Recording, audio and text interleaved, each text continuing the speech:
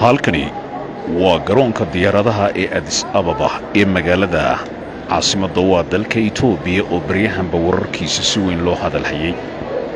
Waanigoo Cabdillah Maxamed Cali oo haddaba idin milicsiinaya muuqaalkan caawa kula kulmay oo aan anigoo ka sii gudbaya garoonkan Addis Ababa airport una socda dhinaca London ayaa waxa uu muuqdaa mid aan xaalad dalka lagu sheegaya aanay ka muuqan.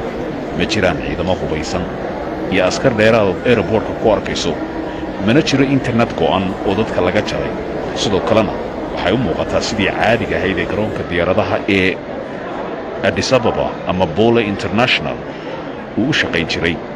waxaa halkan isugu yimid diyaarado fara badan oo ka kala yimid waddamada badi Afrika oo halkan uga sii gudbaya waddamo kala duwan, kuwaas oo dhammaantood diyaaradihii tegayay si caadiya uga baxayaan wax dhibaato inaanay jirin.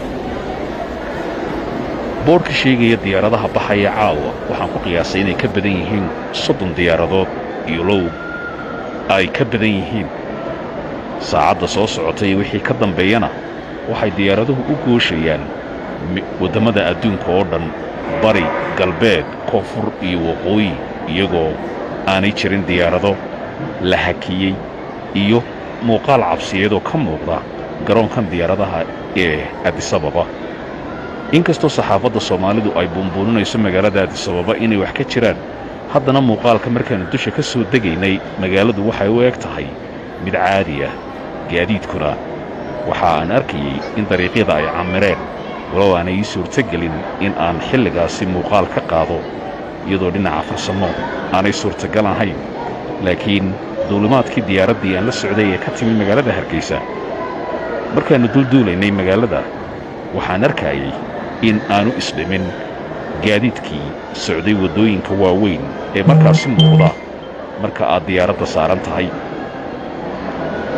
Addis Ababa waa caasimadda qaaradda Afrika, waana dalka labaad ee ugu dadka badan. dana badan oo dunidana way ku xidhan yihiin. Afrika oo keliya ayay u tahay caasimad kuna taallaa xarunta midowda Afrika, waana goob cadaadis badan saarnaan karo dhinacyada ku loolamaya hoggaanka amaba ka soo horjeeda hoggaanka haatan. maxamed cabdi xirsi waxa uu ka soo duulay magaalada Hargeysa ee caasimadda Somaliland, waxaan u socdaa magaalada Washington uga sii gudbaya dhinaca gobolka Ohio. magaalada Columbus ayaa waxa aan weydiiyey dareenkiisa sida uu arko, maadaama saxaafadda Soomaalidu iyadoo qaar badan oo ka midii aan hubin xaqiiqada magaalada oo laga garan karo lagana qiyaasi karo garoonka dadka maraya sida uu arkayay iyo waxa uu la kulmay.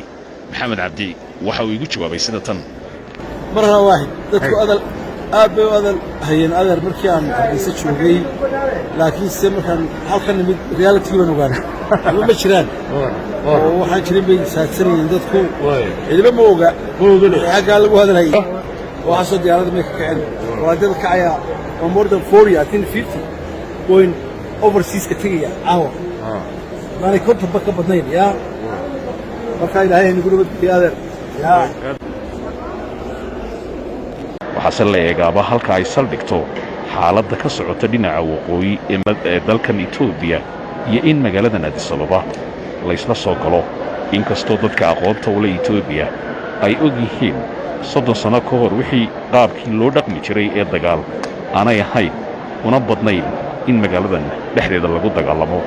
waa Cabdillah Maxamed Cali oo transit ku maraya ama ka sii gudbaya garoonka diyaaradaha ee Bole International una socda haddii alla yidhaa magaalada London. la soco wararka dalka Itoobiya.